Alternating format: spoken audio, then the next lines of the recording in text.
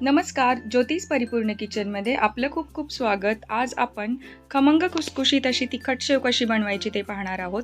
दिवाळीच्या फराळामध्ये तिखट शेवेलाही खूप महत्त्व असतं, कारण तिखट पदार्थ हे पहिले टेस्ट करून बघितले जातात. तर आज आपण घरच्याच बेसनापासून खमंग खुसखुशीत अशी तिखट शेव कशी बनवायची ते पाहणार आहोत. तर या ठिकाणी मी बेसन घेतलेलं आहे. कप मेजरमेंटनी 2 कप एवढं बेसन अगदी गच्च भरून कप घेतलेला आहे. तर असे 2 कप आपण बेसन एका बाउलमध्ये, मोठ्या मिक्सिंग बाउलमध्ये घ्यायचं आहे. तर आता हे बेसन मी घरचंच बेसन वापरत आहे. तुम्ही विकतचं बेसन वापरलं तरीही चालेल. तर तिखट शेवेसाठी आपण मसाला बनवून घेऊया. तर 4-5 लवंगा आणि 4-5 मिरे मी एका मिक्सरच्या भांड्यामध्ये घेतलेले आहेत. आता 1 टेबलस्पून एवढा ओवा घेतलेला आहे. तर हे पहिल्यांदा आपण एकदम बारीक करून घ्यायचं आहे. तर बारीक करताना आपण पाणी वगैरे काहीही वापरायचं नाही आहे. तर असंच आपण छान अशी बारीक एकदम पूड करून घ्यायची आहे आणि ही पूड आपण मसाला म्हणून आपल्या तिखट शेवेमध्ये वापरणार आहोत. तर आता पहिल्यांदा आपण बेसन छान चाळून घेऊया. बेसन चाळून घेतलं की ते हलकं होतं. बेसन चाळून घेतलं की त्यामध्ये काही घाण वगैरे असेल किंवा गाठी असतील तर त्या बाहेर येतात आणि आपल्याला एकसारखं असं बेसन मिळतं. तर बेसन आपलं चाळून झालेलं आहे. आता यामध्ये आपल्याला पुढचे मसाले मिक्स करायचे आहेत.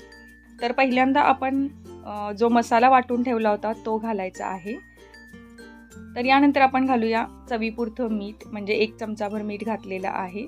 आता आपल्याला यामध्ये लाल तिखट घालायचं आहे. तर मी या ठिकाणी बेडगी मिरचीचं तिखट घालत आहे. 2 चमचे एवढं तिखट घेतलेलं आहे. त्याचबरोबर हळद घालायची आहे. तर 1 चमचाभर हळद आपण यामध्ये घालायची आहे. आता यामध्ये आपल्याला कडकडीत तेलाचं मोहन घालायचं आहे, की ज्यामुळे शेव एकदम खमंग आणि खुसखुशीत अशी होते. तर या ठिकाणी एका कडल्यामध्ये आपण 2 टेबलस्पून एवढं तेल गरम करून घ्यायचं आहे. अगदी कडकडीत तेल गरम करून घ्यायचं आणि त्यानंतरच आपण या पिठामध्ये हे तेल मिक्स करायचं आहे. तर मी पहिल्यांदा तेल छान तापवून घेते. तर तेल पहा छान वाफ येईपर्यंत तापवून घेतलेलं आहे.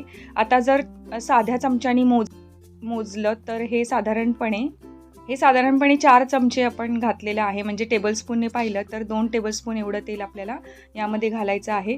आता तेल गरम आहे तर आपण पहिल्यांदा चमच्याने मिक्स करून घेऊया.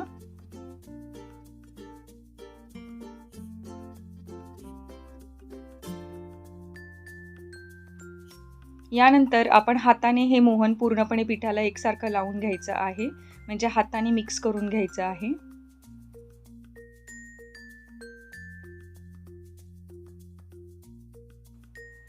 आता थोडं थोडं करून पाणी घालून आपल्याला घट्टसर असं पीठ मळून घ्यायचं आहे. तर अगदी पातळ पीठ करायचं नाही आहे. त्यासाठी आपण अगदी वाटीने थोडं थोडं करून पाणी यामध्ये घालायचं आहे.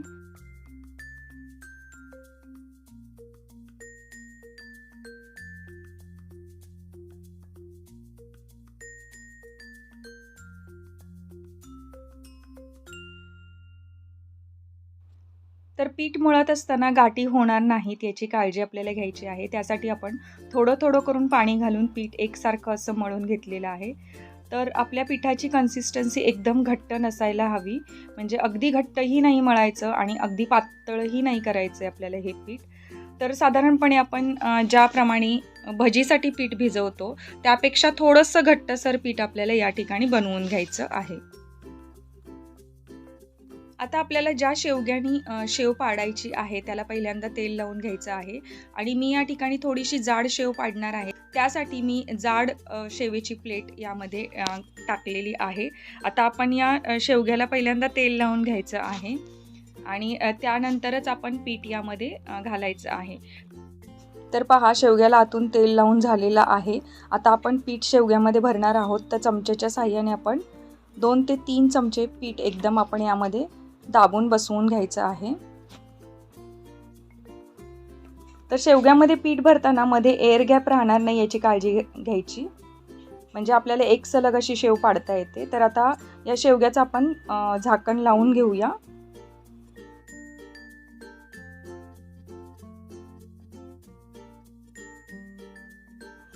तर आता आपल्याला शेव पाडायची आहे. त्यासाठी शेवगा भरत असतानाच मी तेल गरम करायला ठेवलं होतं. तर पहिल्यांदा तेल आपण चेक करायचं आहे कितपत गरम झालेलं आहे. तर पिठाचा गोळा टाकला की पटकन तो वर आला पाहिजे इतपत तेल आपलं गरम असायला हवं. आता तेल आपलं छानपैकी गरम झालेलं आहे. तर आता आपण यामध्ये डायरेक्ट शेव सोडणार आहोत. तुम्हाला जर डायरेक्ट तेलामध्ये शेव सोडता येत नसेल तर तुम्ही एखाद्या पेपरवर किंवा प्लेटवरती शेव पाडून घेतली आणि नंतर तेलामध्ये झाऱ्याने सोडली तरीही चालेल. तर मी आता यामध्ये डायरेक्ट तेलामध्येच शेव पाडणार आहे. तर शेव पाडताना आपण गॅस बारीक करायचा आहे, कारण तेल आपलं छान तापलेलं आहे, तेलाला ताव आलेला आहे. तर अशा प्रकारे गोल गोल फिरवत आपल्याला पहिला असा गोल वेढा हा शेवेचा घालून घ्यायचा आहे. तर एका वेळेला जास्त वेढे घालायचे नाहीत, कारण आपण या ठिकाणी जाड अशी शेव पाडत आहोत. त्यासाठी मी फक्त एकच वेढा एका वेळेला पाडलेला आहे. तर आता तेलाचं टेम्परेचर छान सेट झालेलं आहे. तर आपण हा मीडियम गॅस ठेवूनच शेव पूर्णपणे तळून घ्यायची, म्हणजे ती आतून आणि बाहेरून व्यवस्थित अशी क्रिस्पी होते. तर पहा, एका बाजूने छान अशी शेव तळली जाते आणि ती वरती तरंगायला सुरुवात होते. तर आता आपण ही शेव उलटून घ्यायची आहे आणि दुसऱ्या बाजूनेही याला 2 मिनिटासाठी तळून घ्यायचं आहे. तर दोन्ही बाजूने आपण उलटपलट करून शेव छान अशी तांबूस रंगावरती तळून घ्यायची आहे. शेव उलटवत असताना अगदी सावकाशपणे उलटवायची, कारण तेल अंगावर उडण्याची शक्यता असते. तर हे तळताना अतिशय काळजीपूर्वक शेव तळायची आहे आपल्याला. तर पहा, व्यवस्थित अशी एका बाजूने तळून झाली की परत एकदा आपण पलटवून दुसऱ्या बाजूने तळून घ्यायची आहे. छान तांबूस रंग आपल्या शेवेला आलेला आहे. शेवेतले पूर्ण तेलाचे बुडबुडे थांबलेले आहेत, म्हणजेच शेव आतपर्यंत अशी छान क्रिस्पी झालेली आहे. तर आपण आता ही शेव निथळून काढून घेऊया. तर एका प्लेटमध्ये आपण ही शेव काढायची आहे. तर प्लेटमध्ये मी टिश्यू पेपर टाकलेला आहे, म्हणजे जास्तीचं तेलसुद्धा आपलं टिश्यू पेपरवरती सगळं जमा होतं. तर आता दुसरा घाणासुद्धा याच पद्धतीनं आपण तेलामध्ये पाडणार आहोत. तर या ठिकाणी मी फक्त एकच मोठा वेढा शेवेचा पाडून घेत आहे, कारण आपली शेव थोडीशी जाड आहे, त्यामुळे तळण्यासाठी याला वेळ लागू शकतो. तर शेव तळताना आपण नेहमी पसरट कढई घ्यायची, म्हणजे आपल्याला शेव पाडतानाही व्यवस्थित अशी गोल आकारामध्ये याचे वेढे पाडता येतात आणि शेव तळतानाही सर्व बाजूने व्यवस्थित अशी क्रिस्पी होईपर्यंत तळता येते. तर पहा, तेलामध्ये छान अशी एका बाजूने शेव तळली गेली की आपण उलटवून त्याला दुसऱ्या बाजूनेही तळायचं आहे.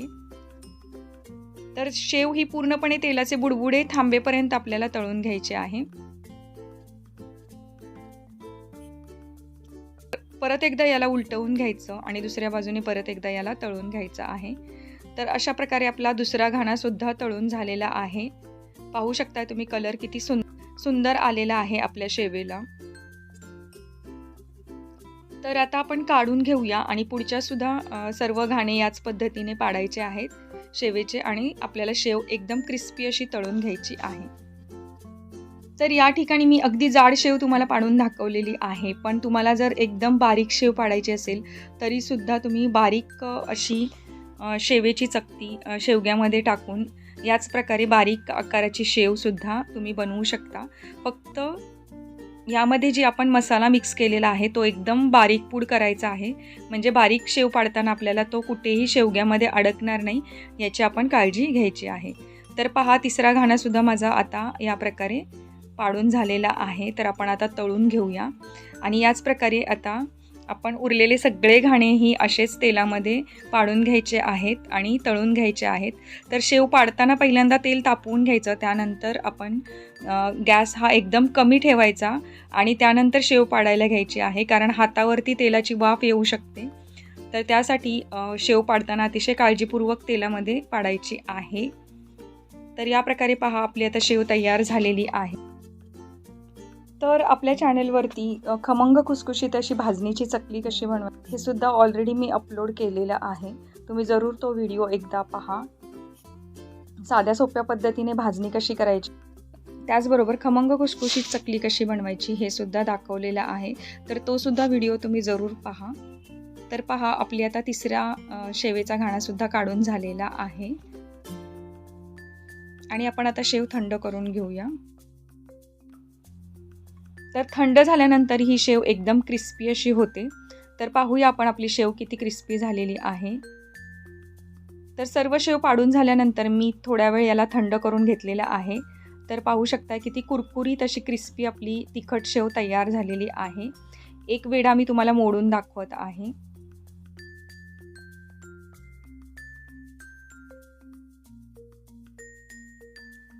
तुम्ही पाहू शकता आपली शेव किती खमंग खुसखुशीत झालेली आहे. त्याचबरोबर अजिबातसुद्धा तेलकटही झालेली नाही आहे.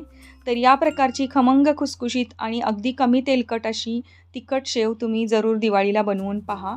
आणि तुम्हाला हा व्हिडिओ पाहायला कसा वाटला हे कमेंट करून जरूर सांगा. त्याचबरोबर दिवाळी फराळातील इतर पदार्थ जसं की अनारसा, करंजी, चकली आणि चिरोटे या सर्व रेसिपीचे व्हिडिओज मी ऑलरेडी अपलोड केलेले आहेत. ते सुद्धा तुम्ही जरूर पहा. तर ही रेसिपी तुम्हाला कशी वाटली हे कमेंट करून सांगा. त्याचबरोबर व्हिडिओ आवडल्यास लाईक करा, जास्तीत जास्त शेअर करा आणि चॅनलवर नवीन असाल तर चॅनलला सबस्क्राईब जरूर करा. म्हणजे येणाऱ्या नवनवीन अशा दिवाळी रेसिपीज तुम्हाला पाहायला मिळतील. तर भेटूया आपण फराळाची नवीन रेसिपी घेऊन पुढच्या व्हिडिओमध्ये. तोपर्यंत thank you for watching and bye bye.